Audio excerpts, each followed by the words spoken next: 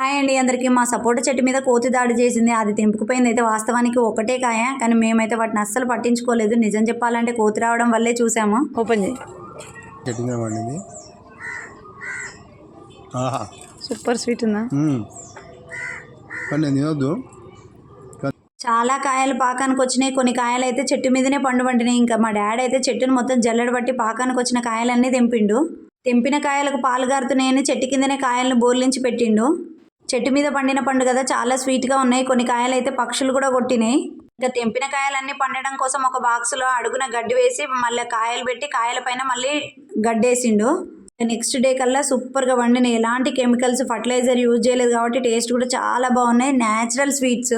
ఇప్పుడైతే ఎలాంటి ఫుడ్లోనైనా కెమికల్స్ కలుస్తున్నాయి. ఒకప్పుడు అయితే కాయలను ఇలాగే ఏ కాయలైనా సరే గడ్డిలోనే వేసి 2-3 రోజులు ఉంచితే అవే సూపర్గా వండేటివి. టేస్ట్ కూడా చాలా బాగుండేది.